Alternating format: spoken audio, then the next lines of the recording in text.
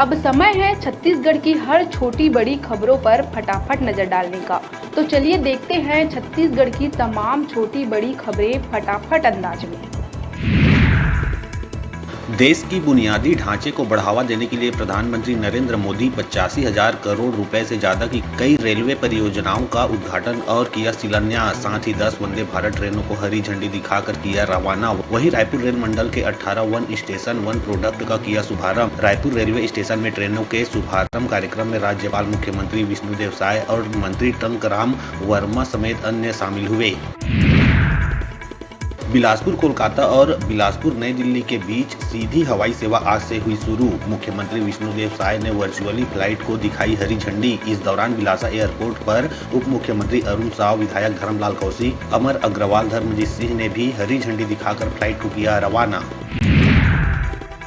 छत्तीसगढ़ सरकार 14 मार्च को खिलाड़ियों को करेगी सम्मानित। राजधानी रायपुर में स्टेट लेवल अलंकरण समारोह का होगा आयोजन, जिसके तहत अलग अलग स्पोर्ट्स इवेंट में बेहतर करने वाले खिलाड़ियों को किया जाएगा सम्मानित। चुनिंदा खिलाड़ियों को सरकार नौकरी भी देती है। मंत्री टंकराम वर्मा ने बताया कि पिछली कांग्रेस सरकार में इस कार्यक्रम को रोक लगा दिया गया था, लेकिन अब फिर से प्रदेश में बीजेपी सरकार खिलाड़ियों का करेगी सम्मान।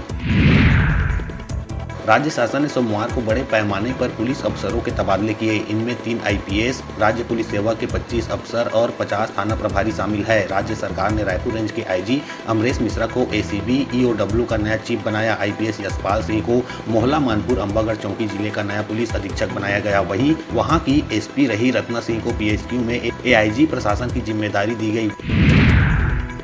गरियाबंद के 1992 आबादी वाले सुपेबेड़ा गांव में 15 साल में 95 की मौत किडनी की बीमारी से हुई है और 35 अब भी बीमार है, लेकिन दी जाने वाली सरकारी सुविधा में क्रियान्वयन एजेंसियों की सुस्त चाल रोड़ा बन रहा है। यहाँ 4 साल बाद बना उप स्वास्थ्य केंद्र, उसमें भी कई खामियां हैं। वहीं 2 साल पहले मंजूर प्राथमिक स्वास्थ्य केंद्र भवन की नींव अब तक खड़ी नहीं हो सकी है। छत्तीसगढ़ में बस्तर वासियों के लिए अब दिल्ली की राह आसान हो गई। जगदलपुर से दिल्ली की फ्लाइट आज 12 मार्च से शुरू हुई। दोपहर 12 बजे फ्लाइट जगदलपुर से दिल्ली के लिए उड़ान भरी, जो मध्य प्रदेश के जबलपुर होते हुए सीधे दिल्ली पहुंच जाएगी। आज जगदलपुर एयरपोर्ट पर विमान को वाटर कैनन से सैल्यूट किया गया। बीजापुर जिले में सोमवार को 2 अलग अलग नक्सल वारदात हुई। दंतेवाड़ा बीजापुर बॉर्डर में हुई मुठभेड़ में जवानों ने एक नक्सली को मार गिराया। वहीं बीजापुर जिले में ही नक्सलियों ने आरक्षक के बड़े भाई की अपहरण के बाद हत्या कर दी। प्रदेश में मार्च महीने की शुरुआत से गर्मी ने अपना असर दिखाना शुरू कर दिया। आलम यह है कि दोपहर होते ही लोग घरों से बाहर निकलने से बच रहे। इस बीच मौसम विभाग ने एक राहत भरा अपडेट जारी किया है। मौसम विभाग के मुताबिक 16 मार्च से एक बार फिर प्रदेश में मौसम का मिजाज बदलेगा। इस दौरान कई जिलों में बारिश की संभावना है। मुख्यमंत्री विष्णुदेव साय ने आज बालोद जिले में कृषक उन्नति योजना के तहत प्रदेश के किसानों को आदान सहायता राशि प्रदान की। इसके साथ 28 करोड़ रुपए से अधिक की लागत के 65 विकास कार्यों का लोकार्पण एवं भूमि पूजन किया गया। कृषक उन्नति योजना के तहत पूरे प्रदेश में 151 जगहों पर कार्यक्रमों का आयोजन हुआ, जिसमें 10 लाख से अधिक किसान शामिल हुए।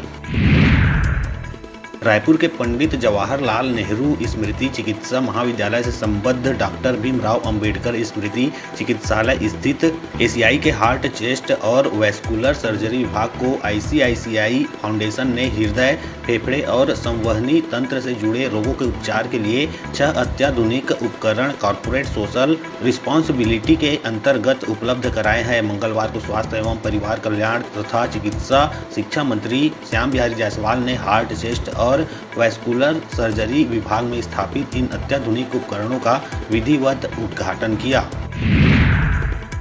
छत्तीसगढ़ के बहुचर्चित कोल लेवी घोटाला मामले में बिलासपुर हाईकोर्ट ने भिलाई से कांग्रेस विधायक देवेंद्र यादव की अग्रिम जमानत याचिका खारिज कर दी। मामले की सुनवाई जस्टिस एन के व्यास की बेंच में हुई। इससे पहले रायपुर की विशेष कोर्ट ने भी देवेंद्र यादव की अग्रिम जमानत याचिका खारिज कर दी थी। कोर्ट ने माना था कि इस पूरे स्कैम से जुड़े पैसे का इस्तेमाल उन्होंने चुनाव में किया था। बलरामपुर जिला मुख्यालय में एक युवा व्यापारी बंसी होटल का संचालक धर्मेंद्र केसरी की हत्या के आरोपियों की 1 माह बाद भी गिरफ्तारी नहीं होने के विरोध में मंगलवार को व्यापारी संघ के आह्वान पर बलरामपुर नगर पूरी तरह से बंद रहा। व्यापारियों ने सुबह से ही अपनी दुकानें बंद रखी है। व्यापारी संघ ने सोमवार शाम बैठक कर नगर बंद का आह्वान किया था। 13 मार्च से अनिश्चितकालीन आंदोलन की चेतावनी दी गई। कोरबा में बदमाश बिना पुलिस के खौफ के हथियार के साथ वारदात को अंजाम दे रहे हैं। ताजा मामला दर्री थाना क्षेत्र से आया है। यहां स्थित शराब दुकान को नकाबपोश बदमाशों ने निशाना बनाया और कट्टे की नोक पर लगभग 1 लाख रुपए लूट कर फरार हो गए। घटना की सूचना मिलते ही पुलिस मौके पर पहुंची और जांच में जुटी। रायपुर के गंज थाना क्षेत्र के नहरपारा स्थित रिलैक्स होटल के कमरे में बिहार की युवती की लाश मिली है। बिस्तर में शराब की बोतल और सिगरेट के पैकेट भी बरामद हुए। बताया जा रहा है कि युवती ने एक रात पहले साथ में रुकी सहेली से अपने पेट में दर्द होने की बात कही थी। पुलिस की जांच में उसकी पहचान बिहार के नालंदा जिला निवासी जोया खातून के रूप में हुई है। रायपुर के मंदिर हसौद इलाके में 3 व्यापारियों के पास से पुलिस ने 10 लाख रुपए जब्त किया। महासमुंद से रायपुर की ओर कार में पैसे लेकर निकले थे, जिन्हें नेशनल हाईवे पर एंटी क्राइम यूनिट और मंदिर हसौद पुलिस की टीम ने चेकिंग के दौरान पकड़ा। दरअसल रायपुर पुलिस लोकसभा चुनाव के मद्देनजर शहर के कई सड़कों पर चेकिंग अभियान चला रही है। पुलिस कर्मियों ने सरायपाली निवासी व्यापारी स्वरूप सिंह, प्रथम अग्रवाल और आकाश अग्रवाल से कर रही है पूछताछ।